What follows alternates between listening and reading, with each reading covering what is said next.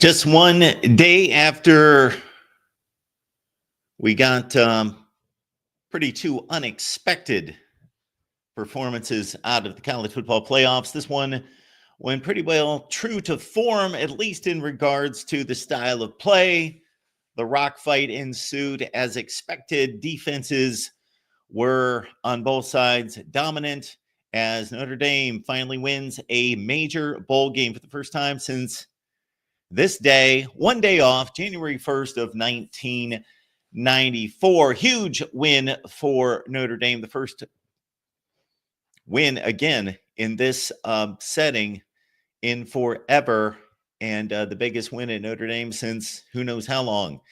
23-10 final score as Notre Dame's defense dominated. Really, both defenses had their way, but Riley Leonard and the Notre Dame offense able to make enough plays with Leonard usually running the football. And, of course, there was the one enormous special teams play at the beginning of the second half with Jaden Harrison taking it to the house, a first-team All-America as a kickoff return specialist just 1 year ago. Welcome into the Voice of College Football. Appreciate you being here as we break down Notre Dame and Georgia. The Sugar Bowl goes to the Irish, 23-10. Let's take your calls as we, of course, also have a bowl game tonight from the Gator Bowl.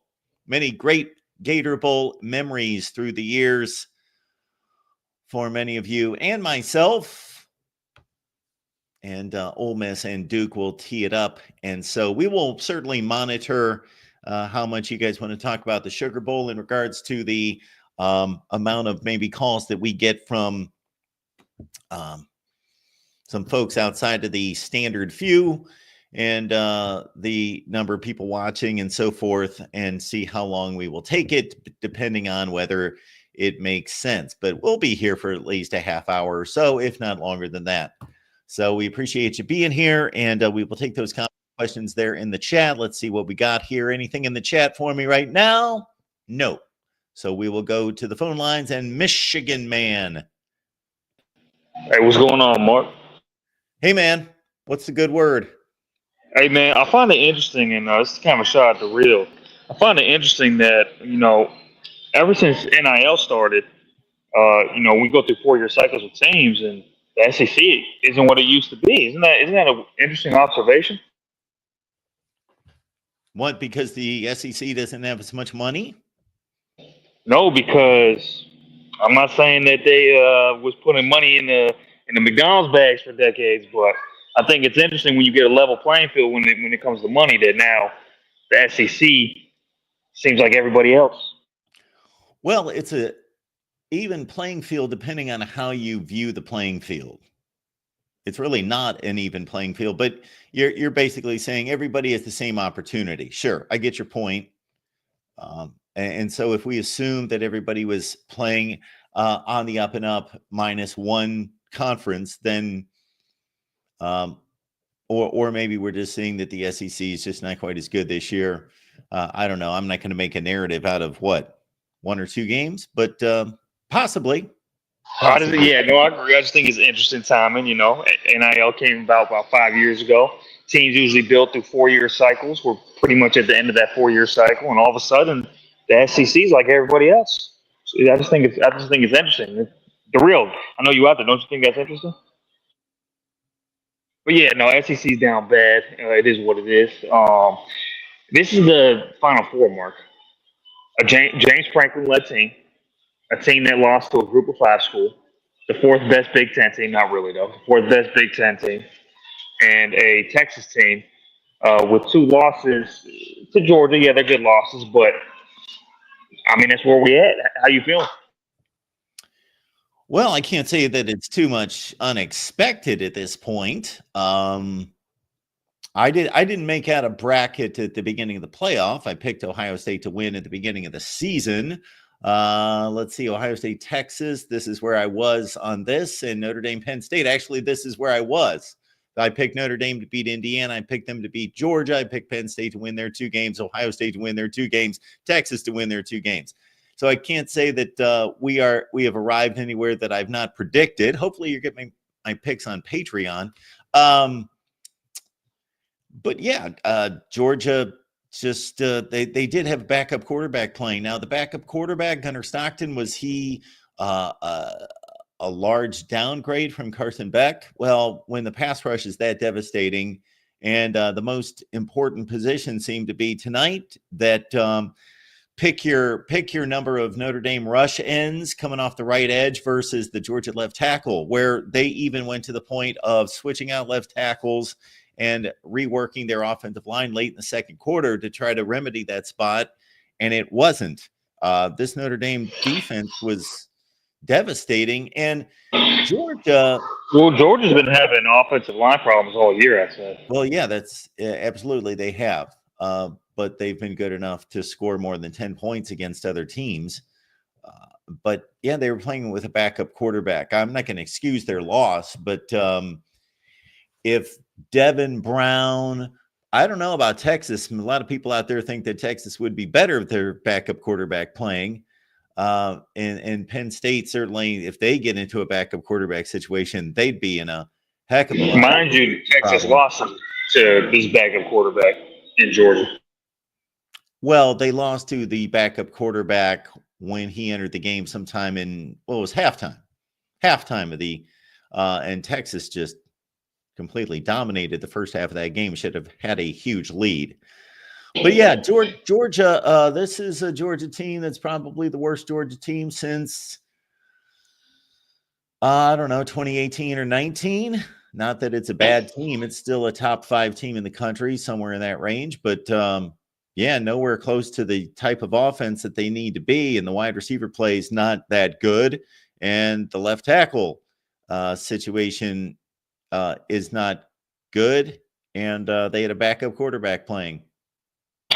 Yeah, man, I'm gonna get out of here, but I think it's clear Ohio State's gonna win the championship. I think it'd be ridiculous if they didn't at this point. The field to me is just outside of Ohio State, the field is just so mid. I just can't see a scenario where they don't win the national championship. I mean, we can go through all the teams. We've already done that. They all got issues.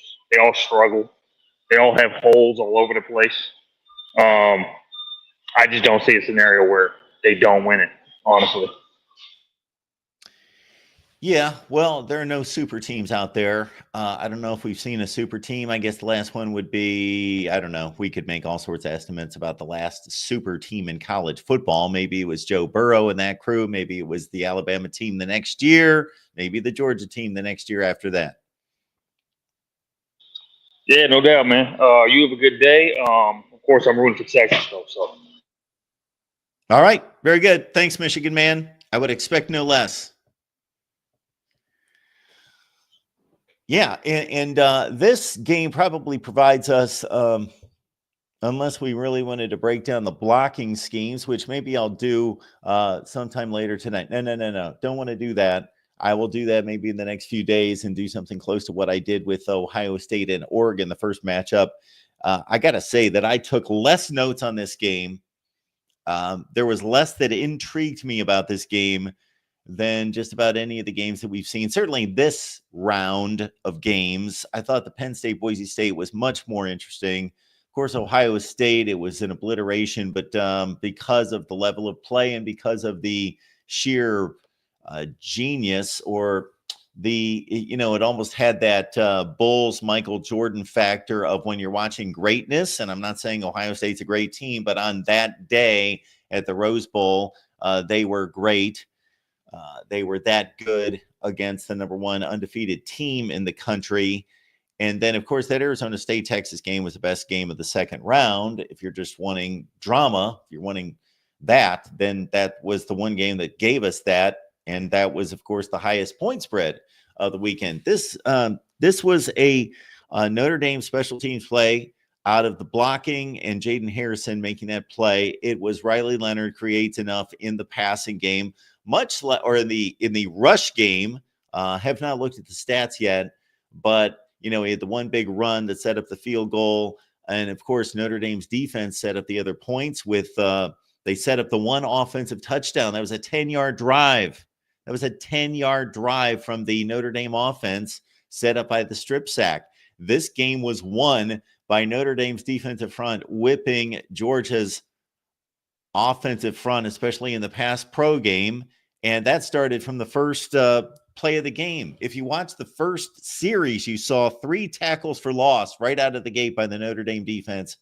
And of course, they had the couple roughing the punters or running into the punters that kind of gave Georgia a second life there to start out the game. But yeah, this was not an offensively scintillating game. And also keep in mind that Georgia did move the ball a little bit on offense early on. You know, they had the bomb to Arian Smith, obviously, with the famed guy that, what was his name? Parker Jones, number 39. He'll live in infamy. Not that he blew the game or anything like that, even though it was talked about a little bit during the game, running down the sideline, running into the ref and costing Georgia 15 yards. And they get the field goal that made it 3-0 at that point. But Georgia was moving the ball a little bit. I marked down 148 to 60 yards at one point. Georgia led. They led by 50 yards into the third quarter. But yeah, Notre Dame, the better team, the better defense, and they could at least block up front and didn't have their quarterback be a sitting duck. And they had their starting quarterback playing. I think all of that was relevant in this one. All right. We got David coming in here. Yes. Yeah, wake up the echoes, Mark. Somewhere Regis Philbin is smiling up there, I guess, right? He would be the famous alum that comes to mind. Yeah. I'll say this. I not really surprised. I mean, I think we all kind of picked a rock fight like most people did as far as their score predictions. A game swayed on basically 4 plays, I think, when we break it down. I really thought the unfortunate thing for Georgia, they mentioned at the end of the game, was that penalty when they would have had the ball inside the 10-yard line. I think the 2 killer plays was really that killed Georgia were the fumble and then the penalty that cost them getting the ball inside the 10-yard line on the sideline infraction. And the kick return. Right. Yeah. Well, basically 2 fumbles and a kick return and a penalty is what killed Georgia. 4 plays. Yeah, in a game like this, when you can't generate offense. Right. Yeah, turnovers and special teams are going to decide low-scoring games. I hate to keep it rudimentary here, but, that's bottom line. Now, to be clear, though, even after the penalty, it's not the type penalty that set them back to 3rd and 18 or anything like that. They still had a first down. They still had a 1st and 10 after the penalty. We're talking about the penalty on the sideline. Yes. Yeah, but they would have had the ball at the 10-yard line instead of the 25-yard line. Is the difference there? They still had a 1st and 10. True. Yeah, they did. It's just been a little bit more advantageous for them to have it at the 10 as compared to the 25. Obviously, I mean that was the 4th of the big plays, I would say, but I would say clearly the 2 fumbles and the kick return were obviously the 3 biggest plays of the game. So. And to me, there's a difference in fumbles when the defense makes the play. The defense forces the fumble. They make an excellent play, which was the case in this, versus just somebody loose with the football, fumble the football. I kind of review turnovers as being defensive forced or unforced, and credit to the Notre Dame defense. Yeah, the thing I think with this Georgia team, I'll just a couple quick observations, and I want to talk about Notre Dame and the Penn State matchup just a little bit. But just in watching Georgia, I watched them play about 5-6 times this year, and in watching them play, just with this offense, I thought that their running game would be a little bit. I didn't see really the typical, not dominant, Georgia running game as I've seen in years past, particularly like the early Kirby Smart years. When he had the really best backs of the Smart era, especially considering I thought their offensive line was pretty solid. I mean, they got ATN in the transfer portal. I thought they would have had a little bit more dominant running game this year. And then I think Beck's just total inconsistency and just being flat out awful at times, just really held this offense back the entire year. I've said, I think Beck clearly missed McConkey and obviously Bowers the entire year. I just didn't see the go-to targets in this offense that he had that made up a lot of production, last year in the passing game for them. Well, I would say that the simple analysis might be that, as I try to configure this the right way, would be that, of course, they got to this point, and now Gunnar Stockton had to be the quarterback. So regardless of how good or bad Carson Beck was, they're still playing in the semifinal or in the quarterfinal. And but I do think you make a good point, because that's the simplistic way to look at it. But Carson Beck not being as good as we expected him to be, I do think held back the offense and the offensive development. So maybe they arrive at this place as not the offense that they could have been had he played better, even though they still arrived at the game, and then he is suddenly replaced because of injury. So you can look at that both ways. Right, right. I mean, I like I said, I do think he missed his two primary targets from last year, but I think there's clear regression, especially considering he was starting to throw the ball to the other team there, for a while, as far as his problems with interceptions goes. And think about it, coming into the season, who were the top two quarterbacks, Mark? It was supposed to be yours, and it was supposed to be Beck. Yeah, those were supposed to be the guys. And Beck wasn't as good as he was supposed to be, which I did a video before the season started, and I looked up as many services as I could find, and they all had Carson Beck listed as the number one quarterback in the country, and he clearly was not. However, they did have, we saw it on display tonight, left tackle issues coming off the edge. Greg McElroy talked about that this is not a new phenomenon. This is not a Notre Dame exposed it more than anybody else. And also, Carson Beck was the victim of more dropped passes than anybody in the country. Well, to be fair to Notre Dame, just to kind of counter that, Mark, I mean, they did lose their best defensive lineman, to injury before this game, and I believe Notre Dame also replaced a tackle. I think Wagner replaced one of their tackles, if I'm not mistaken. Did he not?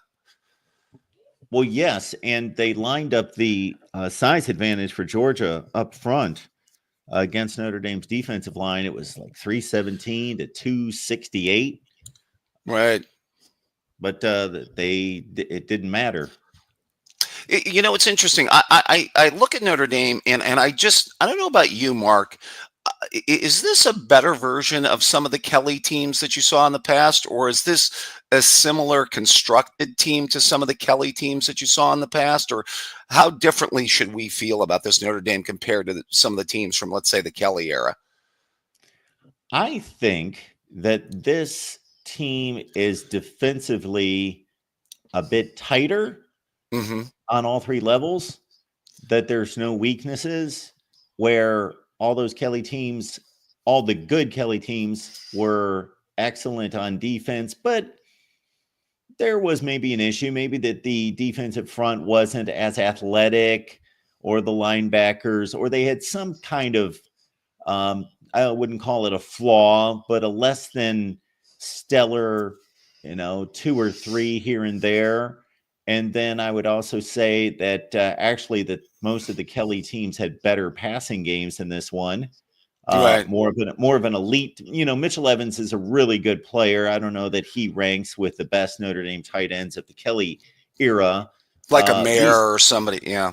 Yeah, these two running backs certainly are about as good as anything that Brian Kelly put out there, Julius Adams and others. But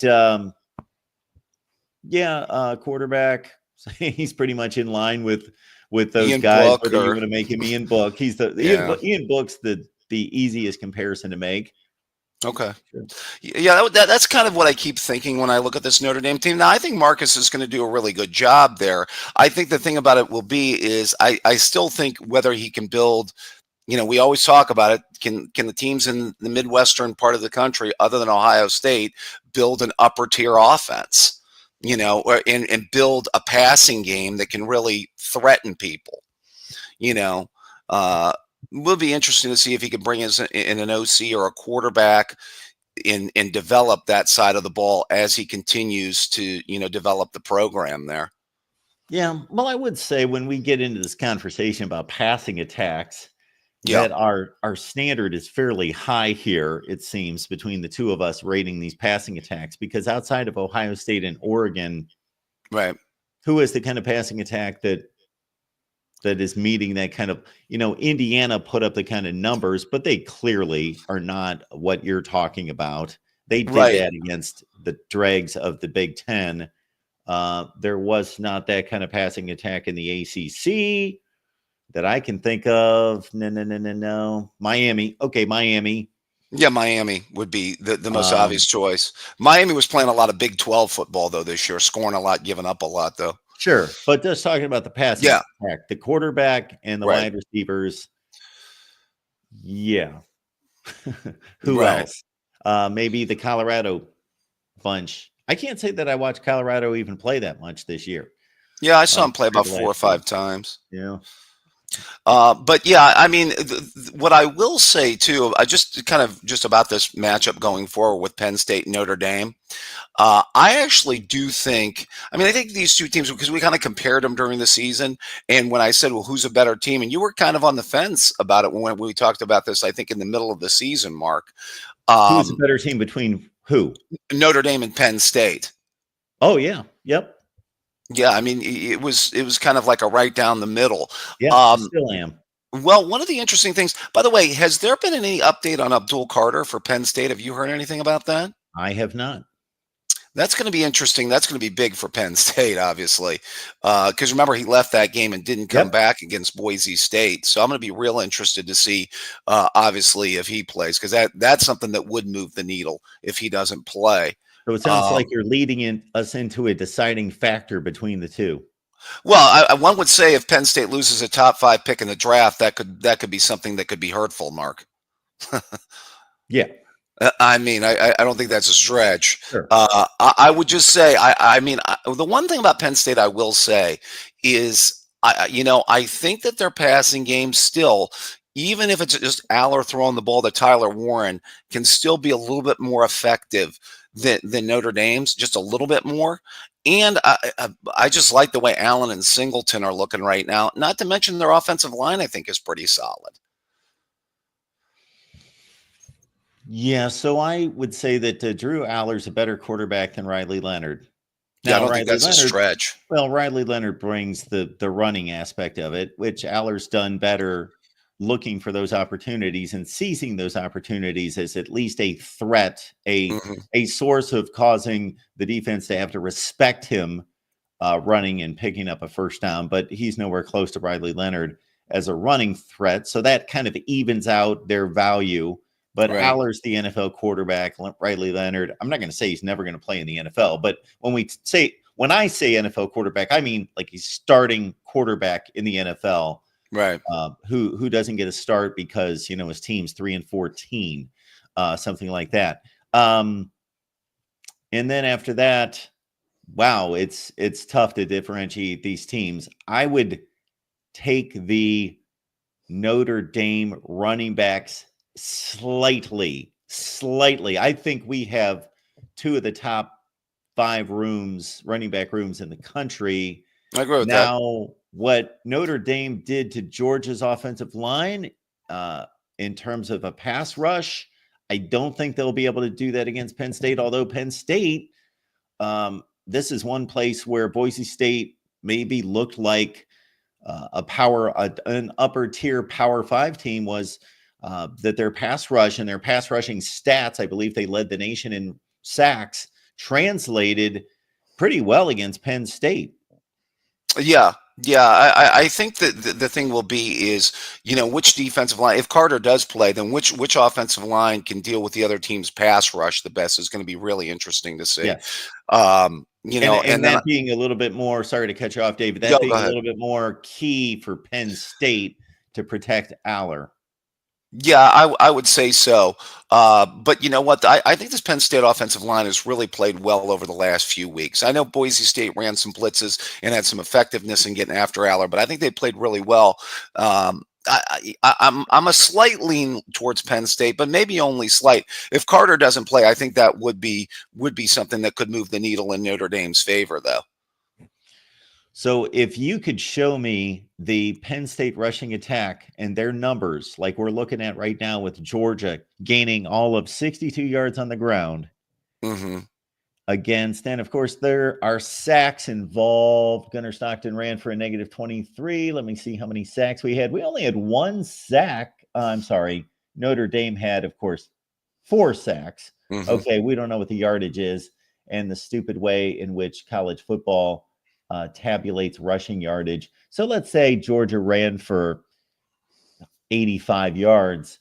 Would love to see, that would be the one thing I would love to look at versus this Notre Dame defense, because they obviously took care of Georgia's offense in every possible way.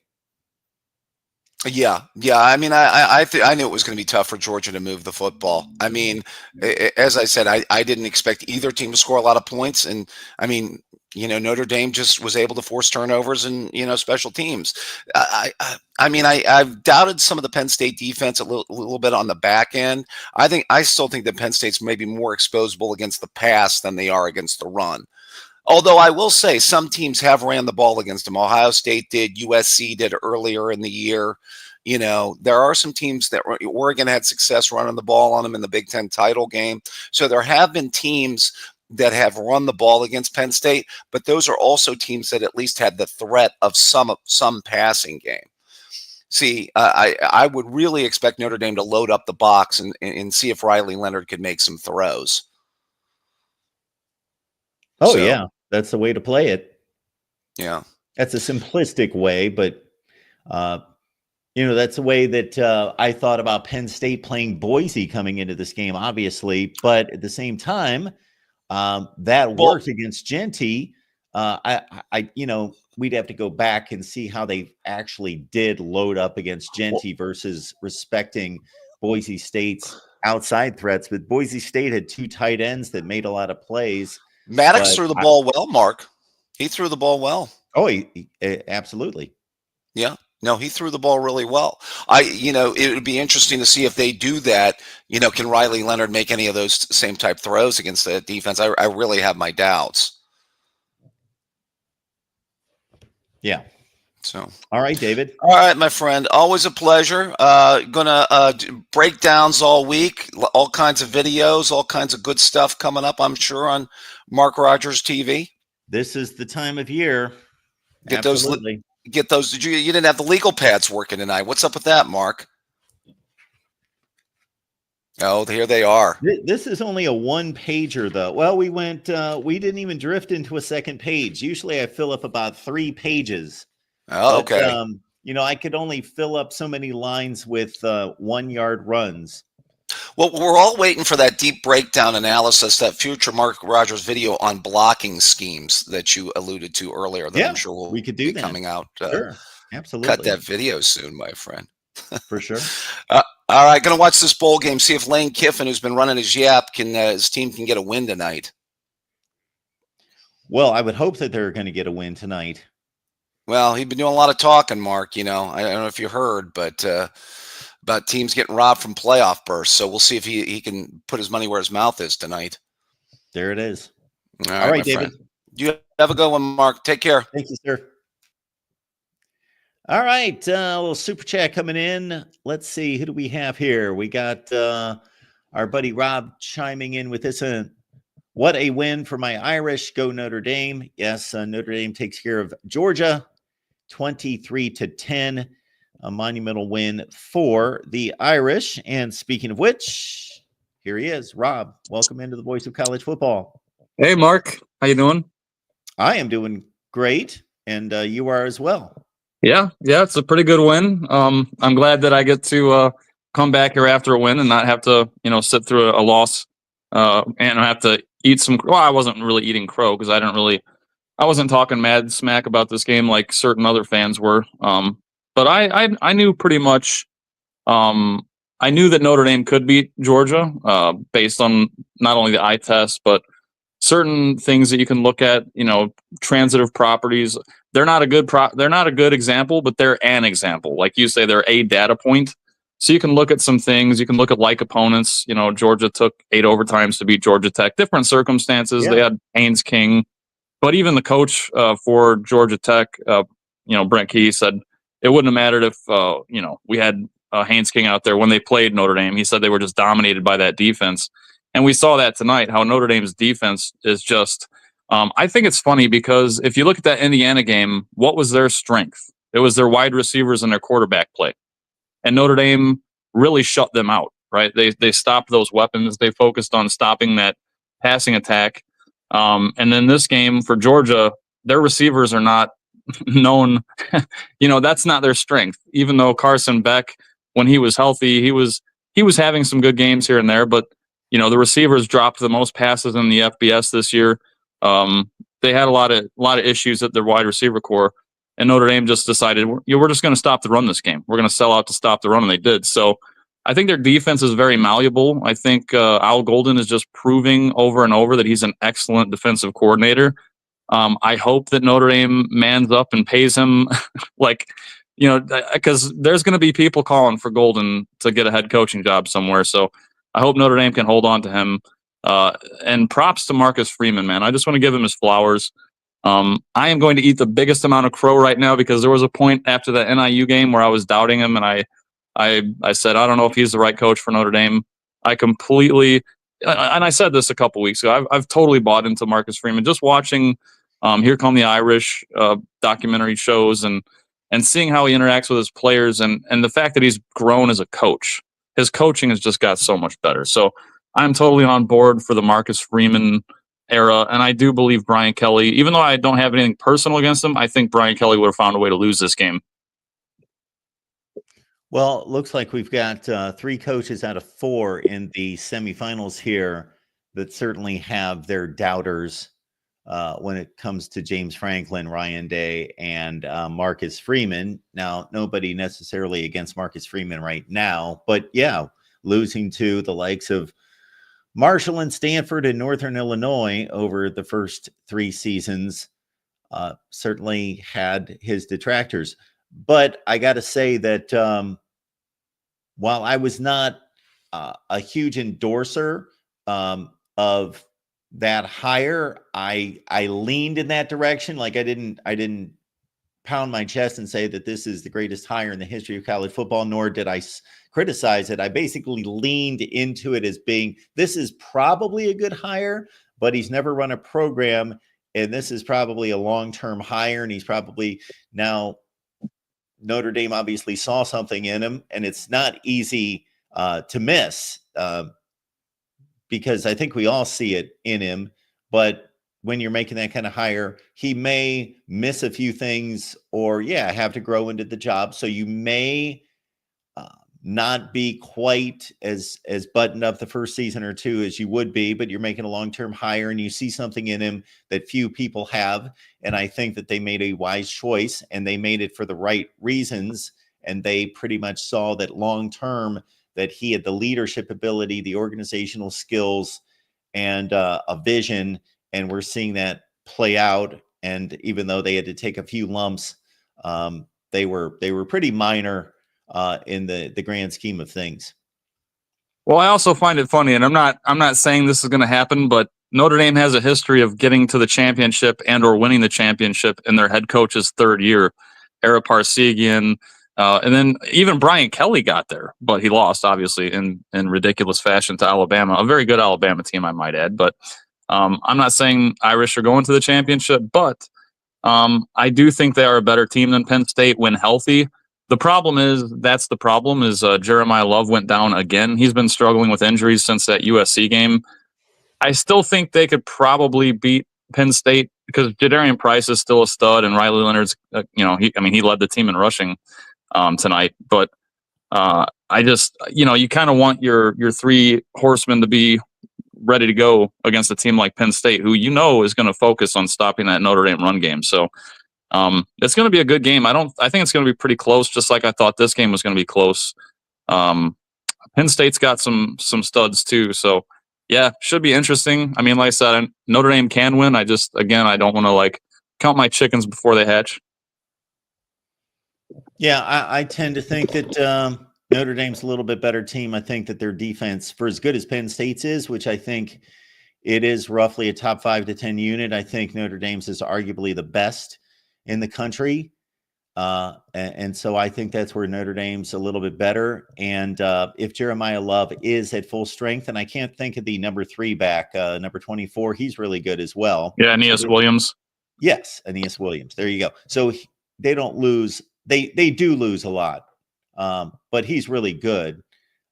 So I do think that Notre Dame's 2 backs, and this is splitting hairs, are slightly better than Penn State's, even though I love Katron Allen in particular. Oh, yeah. Their backs are great. We kind of ran through all this with the previous caller, but Drew Aller is definitively a better passer than Riley Leonard. Leonard brings the legs, and he's the running threat that Aller is not. It kind of evens out the value at the position, although I would take Aller depending on how you run your offense and what you need. But as we see in the stats right there, Notre Dame needed some Riley Leonard. And of course, their biggest play on offense of the night was Riley Leonard shooting right up the middle. I don't think that was a straight run play. I think that was a read option. So he made the right read, kept the ball, and busted it down the middle. Well, here's what I love about Riley Leonard is that a quarterback like Drew Aller, I don't think he's the right fit for a team like Notre Dame. You need a quarterback like Riley Leonard, who's not only got the experience, but like look at Notre Dame's receiving core. They're not going to win any awards for having a great receiving core, right? It's kind of like Georgia. Georgia didn't have great weapons at the receiver position, but they've got an amazing defense. And they need a quarter. Like a lot of people thought Gunnar Stockton was going to go in and just run, a lot, and that didn't really happen. But Notre Dame has the quarterback they need in Riley Leonard. And what I love is, people forget that Riley Leonard didn't get to play spring ball with Notre Dame. Like he didn't get to practice with the team because he was suffering from that injury that Notre Dame put on him the year prior. So his kind of spring ball, you might call it, is the first couple games of the season. Like he had to learn how to play under this offense and with this team in those first few games against Texas A&M and Northern Illinois. And it really wasn't until Notre Dame got to their first bye where they got some time to look at the film, self-evaluate. And since that point, Notre Dame's offense has just been so much better. And I think Mike Denbrock has really found a way to utilize Riley Leonard to his full strength. So it's been a lot of fun to watch this team. I'm really proud of Notre Dame and the way they've kind of overcome, you might say, self-inflicted adversity losing to NIU, but to all the doubters out there, that were saying Notre Dame is crap and they can't win and this and that. Like I knew this team could do it. It was just a matter of will they do it? And tonight they did it. So it feels good. I'm going to leave it at that. Can't wait to see the rest of these games. And I'll talk to you later, Mark. Thanks for the call, Rob. Congratulations once again. Appreciate it. Yeah, thanks. Yep. See ya. I'm enjoying the comment coming in from our buddy Tim. This would be, in my eyes, the comment of the night thus far and very difficult to beat, as Tim is reminding us, our buddy Will, his dad is up in heaven smiling down on the Irish.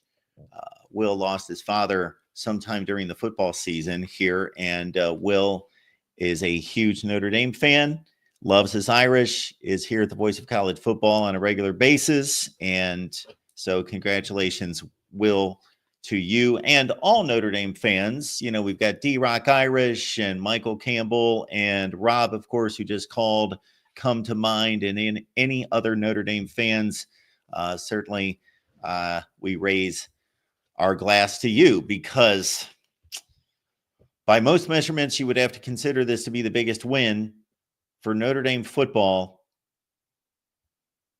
since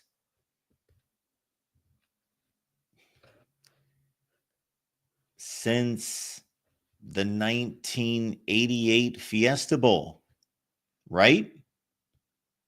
Because every other win that I can think since, unless you're going to go into the emotions of rivalries against Notre Dame and Michigan and those kind of games, and the reasons that you would list those games would be more bragging rights and emotions, which make college football what it is. But just in regards to a rational, logical, tangible win that means something toward winning a championship, They won big bowl games right after they won that national championship game against Colorado and against Florida. But that was only going to raise them so high in the national rankings and put them close to the top, but they were not in a position to win the national championship. And then, of course, the last two were against Texas A&M in the Cotton Bowl. And even though in 1993, Notre Dame fans, you have every right to say, which is a good plug for my book, Disputed National Champions, every right to say that you should have shared or even won outright a national championship in 1993. The facts are that the voters felt otherwise, and a voting group that I have little respect for overall. But so if you're just talking about wins to produce championships or wins that produce the opportunity to win a championship, you could look at, and we'll see how it plays out. If they lose to Penn State, then we could still go back through the last 30 years and say, well, this win's bigger, this win's bigger, this win's bigger, this win's bigger, because it got them to the college football playoff. That was only a 14 playoff, or it got them to the BCS championship game. Notre Dame filled up that 2012 schedule with near misses in which they were able to squeeze by Michigan and Stanford and Pitt and whoever else that season to get to the BCS championship game. Now, of course, they got slaughtered, but they showed up there. So if this results in a national championship game, I won't even say a win, but if they get to the national championship game from a tangible standpoint, this would be the biggest win for Notre Dame since 1988. And I would certainly like to hear anyone's perspective, not just Notre Dame fans, but anyone's perspective on that. Terrence says, I lost confidence in Georgia after the Georgia Tech game. And that's a fair point. It's easy. And I'm not saying that Terrence isn't telling us the truth and being authentic, that's how he felt after watching Georgia be outplayed by Georgia Tech, win in eight overtimes. But I will say this is what it is for me. When I'm trying to evaluate the best teams in the country, and we have this expectation of what they should be, and when Ohio State goes out against Nebraska and scuffles and trips around and can't block and can't protect the passer, and they squeeze by with a late touchdown and a goal line stand 21-17, well, I put that in my back pocket to say that's a poor performance from what is supposed to be arguably the best team in the country. Okay, but that's one. Okay, every national champion and every serious contender for a national championship since going back to 1995 Nebraska has one or two of those. Every one. I'm not talking about barely slipping by great teams like another great team. I'm talking about they all have near misses or losses to marginal teams. But Georgia had them over and over. So once they barely beat Kentucky 13-12, I said, if we reran the show from the call-in show after the Kentucky game, I would have been making all sorts of excuses for Georgia, giving Kentucky credit for playing them close. We thought Kentucky was better than a 4-8 football team at the time. I thought, and most of us thought, and based on the preseason expectations and rankings, that Kentucky was like a fringe top 25 team. That Georgia, well, they look bad tonight, but they were in Lexington.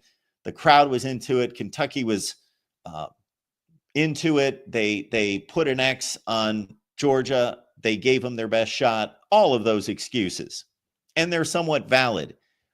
But then we saw Georgia play that way against Florida, against a backup quarterback, and probably would have lost to Florida had Florida not lost its starting quarterback at some point in that game. They were losing by 2 touchdowns. The Ole Miss game was a train wreck. They got whipped. So there's 3 awful games. And I'm probably missing another one in there. Of course, they lost to Alabama, which at the time was like, well, whoa, Alabama and Georgia, this is an epic game. These are 2 giants. They might be the two best teams in the country, certainly two of the top 3 or 4. That did not turn out to be the case. So the warning signs have been fired over and over and over and over from this Georgia team. They're a collection of talented athletes with a national championship game-winning coach that never pulled it together, that had glaring weaknesses, that don't have a Brock Bowers threat at tight end or any capable receiver past Dominic Levet, who's just a guy, and Arian Smith, who's a track star who can't catch the ball, and offensive line issues, and no special runner.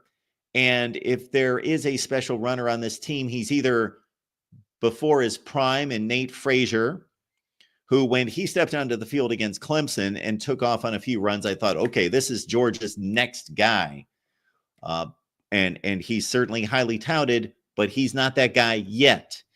And Trevor Etienne, I always have to pause and determine, do I say Travis or Trevor? Trevor Etienne, I think his injury issues hurt him this year. Can he be one of the best backs in the nation? He's in that range, but he wasn't this year, and he suffered from injuries and maybe never fully recovered and made it back. And they lost their other 2 top runners, Branson Robinson and Blank Robinson. They're both Robinsons. So, and the defense is really good. It's really good. It's not vintage, not a vintage Georgia defense. You can watch NFL games 5 years from now, and you will see all sorts of Georgia players from this team playing in the NFL.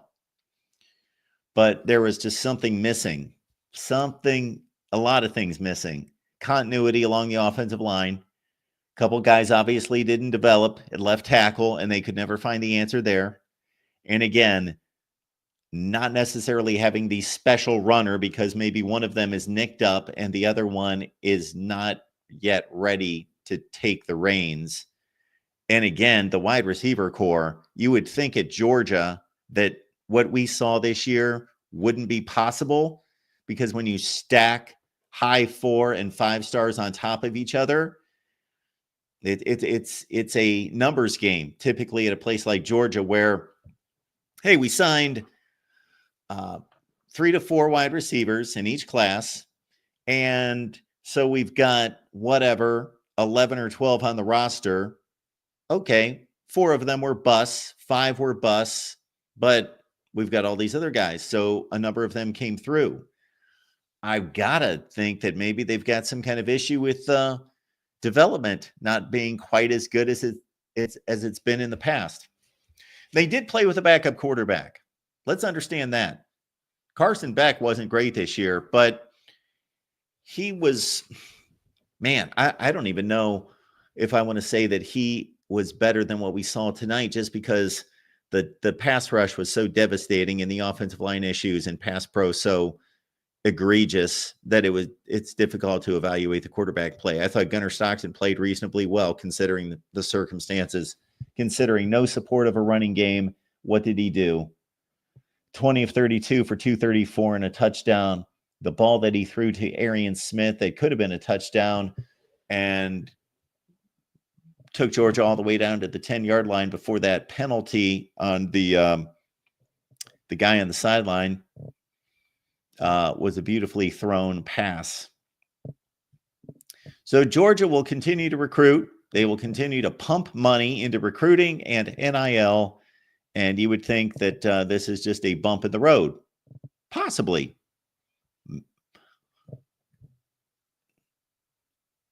Or maybe this is their first season that is going to take them in the direction of the Clemson that we've seen over the last 4 or 5 years. I tend to think the latter, but it's always possible that Georgia football could be Georgia football of the 1980s or 90s again. So, Terrence, we appreciate that.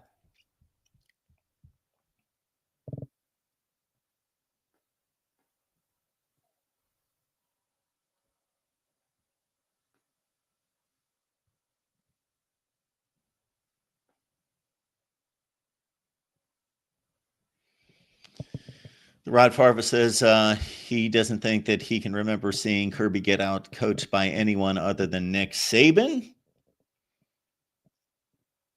It's a pretty good point. The only one that comes to mind might be Luke Fickell, actually in the Peach Bowl in 2020. That Cincinnati team, despite having a pretty good semblance of NFL players, especially for a G5 team, had no business hanging with Georgia, and they outplayed them on that day. But I get your point.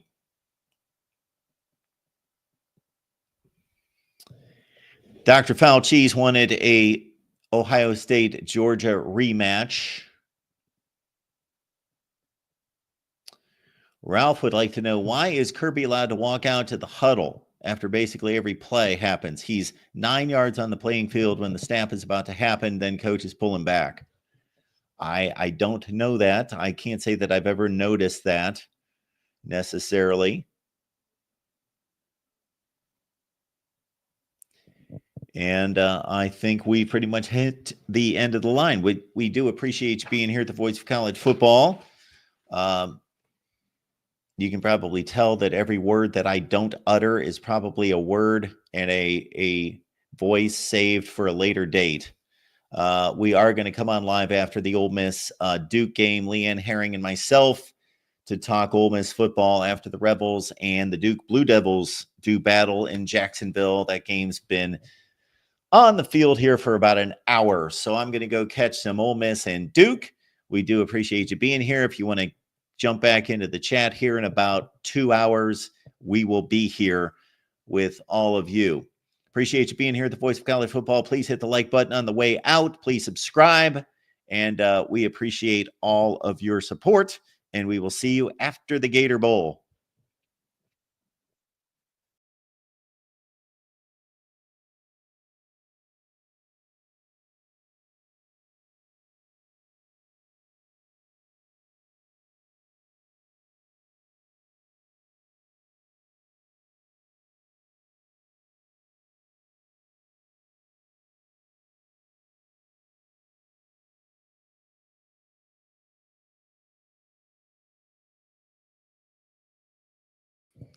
Got to address this. Now, come on. Who do we have here? Green Grass. So I'm anticipating that Green Grass would be somebody that would never call me or challenge me on this point. Let's see. What have I said in the last what have I said in the last 55 minutes? I have said that Notre Dame possibly has the best running back room in the country. I have said that Notre Dame might have the best defense in the country, but I did not give them credit just because I went on a soliloquy at the end of the show talking about the shortcomings of Georgia. I have some moron go on and on whining about me not giving Notre Dame enough credit. Well, you, sir, don't know what the hell you're talking about. So you either didn't listen to the rest of the show and you're jumping to conclusions, or, like is the case, it's scattered all over my comments in response to all sorts of videos that people don't listen or they hear what they want to hear. So there you go. All right. See you after the Gator Bowl.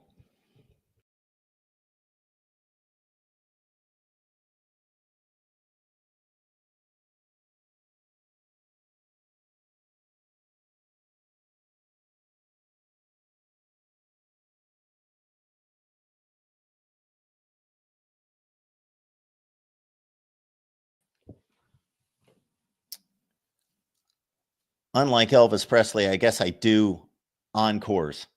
So, because we got Dave, and we never miss super chats. And if I do, then it's my fault. And that is never our intention to miss a super chat. So thank you for all the super chats, Terrence and Rob. And then we got here from Minnesota Dave. So Minnesota Dave says, I will never understand why quarterbacks going to shotgun when it's 4th and 1. Amen to that, Dave. Good call. I don't get that myself. Riley Leonard got stuffed, and of course it wasn't his call, but he got stuffed trying to gain a first down up the middle after taking the shotgun. I don't know. It's really strange, and you guys all know this from watching football and hearing the the players talk and how they are trained these days is that it used to be a big deal when a quarterback would have to go, let's say, from junior high and high school play into college and learn to take a shotgun snap. Now it's the other way around. These quarterbacks get to the NFL, they get to certain levels of college where they might be required to take a snap from center, and they've never done it in their life. They can't even take I remember, well, I'm not going to go into that, but so yeah, I don't know. I don't know. You're facing, if not one of the best defenses in the country, certainly one of the fastest, with a tremendous defensive front, and you're trying to gain a half yard, and you're going to snap it back 4 yards. I don't understand. Why put yourself 5 yards back? It doesn't make sense. Minnesota Dave, I am right there with you. And thank you for alerting me to the missed super chat. But I guess that would be another reason, Dave, that I am not giving Notre Dame credit for the credit that they deserve. That's one of my big flaws. All right, folks. See you after the Gator.